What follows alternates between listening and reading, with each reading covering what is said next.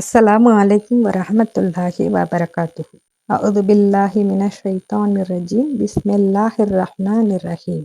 ரப்பிஸ்ரஹ்லி ஸத்ரி வயஸ்ஸிர் லி அம்ரி வஹவ்லுல் உக்தத்தன் மின் லிசானி யஃப்கஹு கவ்லி. ரப்பி ஸித்னி இல்மா. யா அய்யுஹல்லதீன ஆமனு இத்தகுல்லாஹ வகூலு கௌலன் ஸதீதா. யுஸ்லிஹ லக்கும் அஅமாலக்கும் வயக்ஃபிர் லக்கும் துனூபக்கும் வமை யுத்திஹில்லாஹ வரசூலுஹு ஃபகது ஃபாஸ ஃபௌஸன் அலீமா.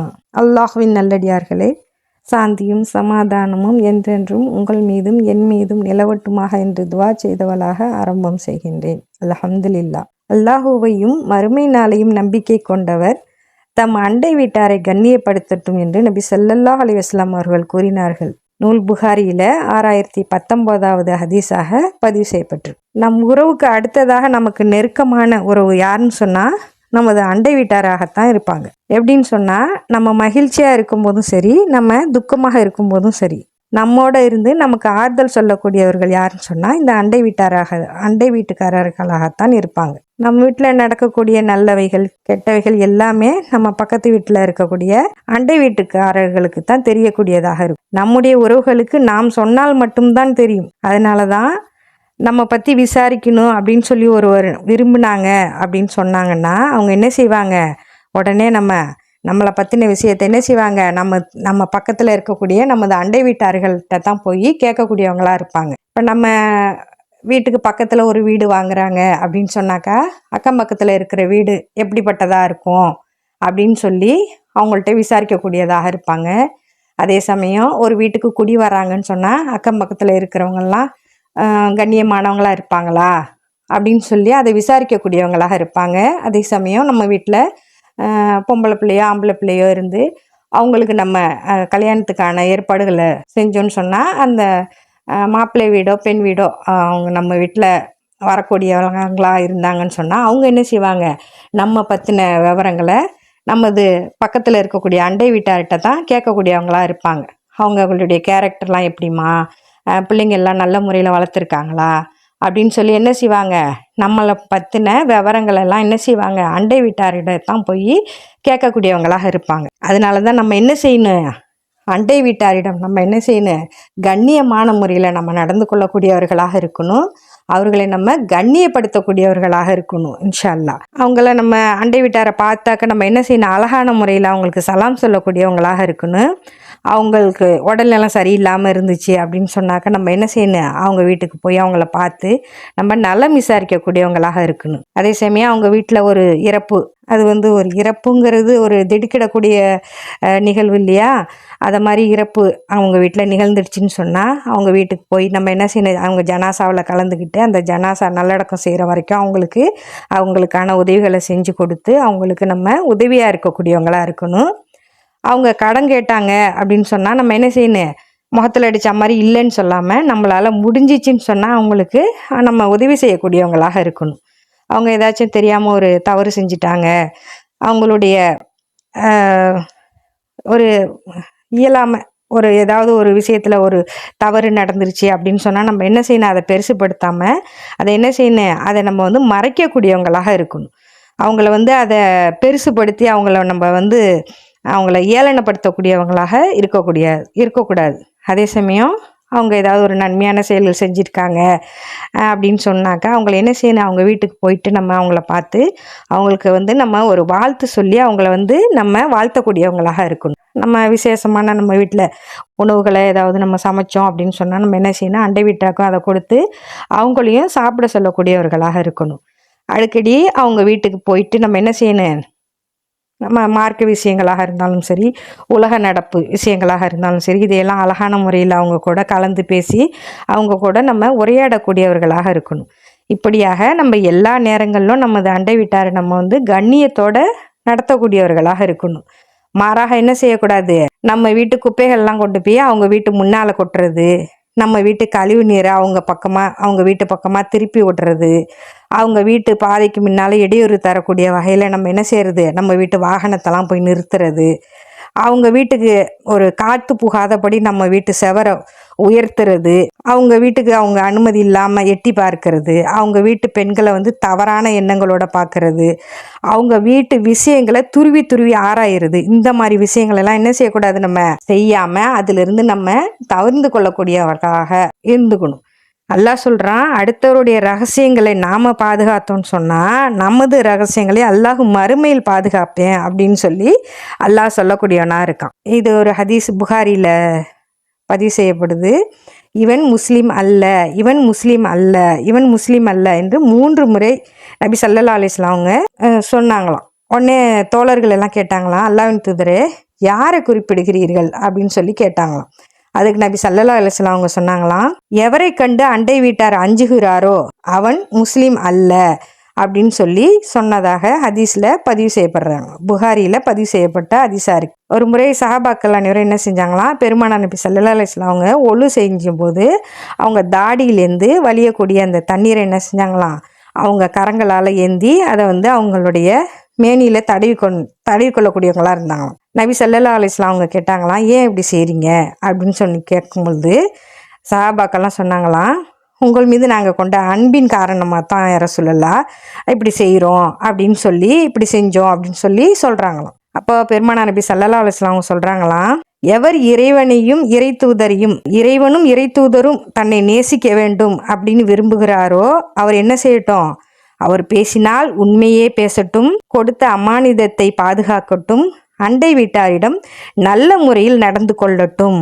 அப்படின்னு சொல்லி சொன்னாங்களாம். இது மாதிரி நம்ம வந்து இதை சொல்லிட்டு சொல்கிறாங்களாம், இது மாதிரி வந்து நான் ஒழு செஞ்சு என் மேலேருந்து தாடியிலேருந்து வலியக்கூடிய அந்த தண்ணீரை எடுத்து இப்படியெல்லாம் செய்யாதீங்க, உங்கள் கரங்களால் உங்கள் மேனியெல்லாம் தடவி கொள்ளாதீங்க, இந்த மாதிரி விஷயங்கள் எல்லாம் வந்து இஸ்லாத்தில் கிடையாது.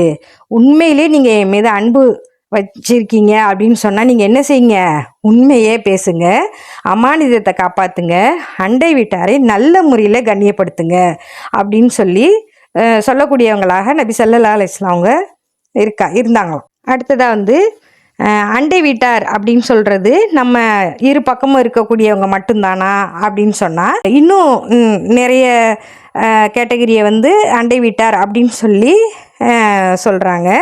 அவங்க யாரெல்லாம் அப்படின்னு சொன்னால் நம்ம தெருவில் இருக்கக்கூடிய 40 வீடுகளுமே நம்ம தெருவில் ஒரு 40 வீடு இருந்துச்சுன்னு சொன்னால் அந்த 40 வீடுமே அண்டை வீட்டாருடைய லிஸ்ட்டில் தான் அவங்களும் சேர்க்கப்படுவாங்க.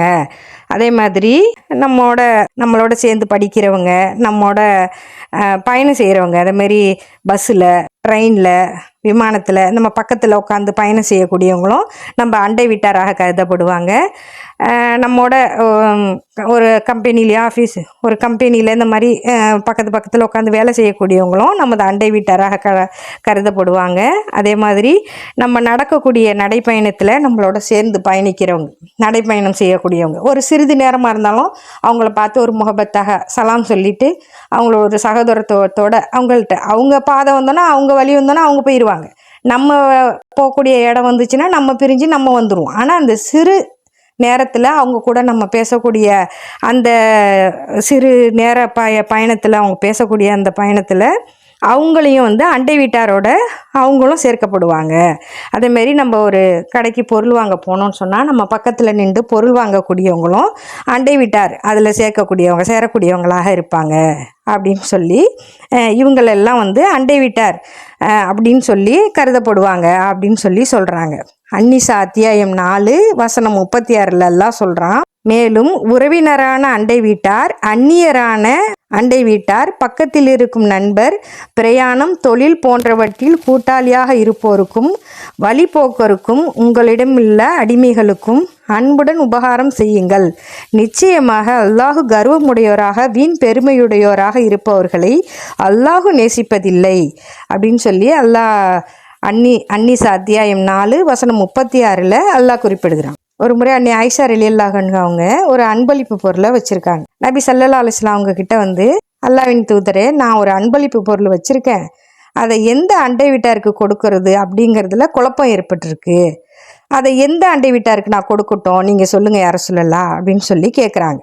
அப்போ நபி ஸல்லல்லாஹு அலைஹி வஸல்லம் சொல்கிறாங்க, உன் வீட்டு வாசலுக்கு அருகாமையில் எந்த அண்டை வீட்டார் இருக்காங்களோ அவங்கக்கிட்ட அந்த அன்பளிப்பு பொருளை கொடுத்துடுங்க அப்படின்னு சொல்லி சொல்கிறாங்க. இப்போ நம்மக்கிட்ட 2 அன்பளிப்பு பொருள் இருந்துச்சுன்னு சொன்னால் 2 அண்டை வீட்டாருக்கும் கொடுத்துடலாம். அது ரொம்ப இலகுவான விஷயமா இருக்கும். இப்போ ஒரு பொருள் வச்சுருந்தா அதை யாருக்கு முன்னுரிமை கொடுக்கணும் அப்படிங்கிற படிப்பினையே நம்ம இது மூலம் தெரிஞ்சுக்கிறோம். நம்ம வாசலுக்கு அருகாமையில் உள்ள அண்டை வீட்டாருக்கு தான் அந்த முன்னுரிமையை கொடுத்து ஒரு அன்பளிப்பு பொருள் இருந்துச்சுன்னு சொன்னால் அவங்களுக்கு தான் கொடுத்துடணும். இப்போ நம்ம வீட்டு வாசலுக்கு அருகாமையில் இருக்கிறவங்களுக்கு தான் அதிக முன்னுரிமை அப்படிங்கிறதையும் நம்ம இது மூலயமா நம்ம நபி ஸல்லல்லாஹு அலைஹி வஸல்லம் அவங்க சொன்ன இந்த ஹதீஸின் மூலயமா நம்ம தெரிஞ்சுக்கிறோம். அதே மாதிரி நம்ம வீட்டை விற்க முடிவு பண்ணுறோம் அப்படின்னு சொன்னோம்னா நம்ம அதுக்கான விலையை நிர்ணயம் செஞ்சுட்டு நம்ம என்ன செய்யணும், முதலாவதாக போய் இப்போ நம்ம அண்டை வீட்டார்கிட்ட நம்ம சொல்லணும், இந்த மாதிரி நான் என் வீட்டை விற்க போகிறேன், உங்களுக்கு இந்த வீடு வேணும்னு சொன்னால் நீங்கள் இந்த விலைக்கு வாங்கிக்கங்க அப்படின்னு சொல்லி நம்ம என்ன செய்யணும், முதல்ல அவங்கள்ட்ட தான் முன்னுரிமை கொடுத்து இந்த விஷயத்தை நம்ம சொல்லக்கூடியவங்களாக இருக்கணும். அவங்களுக்கு சம்மதம் அப்படின்னு சொன்னாக்கா அந்த வீட்டை வாங்கிக்கிறேன் அப்படின்னு சொல்லக்கூடியவங்களாக இருப்பாங்க. இல்லை எனக்கு பொருளாதாரம் கம்மியாக இருக்குது, அதனால நீங்கள் இந்த வீட்டை வேறு யாருக்காச்சும் கொடுத்துருங்க அப்படின்னு சொன்னால் மட்டும்தான் நம்ம என்ன செய்யணும், வீட்டை விற்கக்கூடிய அந்த விஷயத்தை அடுத்த நபரிடம் நம்ம கொண்டு போகக்கூடியவங்களாக இருக்கணும்.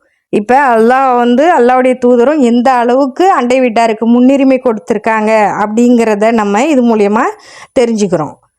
வானவர் ஜிப்ரீல் அலைஹிஸ்ஸலாம் அவங்க நபி ஸல்லல்லாஹு அலைஹி வஸல்லம் அவங்க கிட்ட அண்டை வீட்டாரை பற்றி சொல்லிகிட்டே இருந்தாங்களாம்.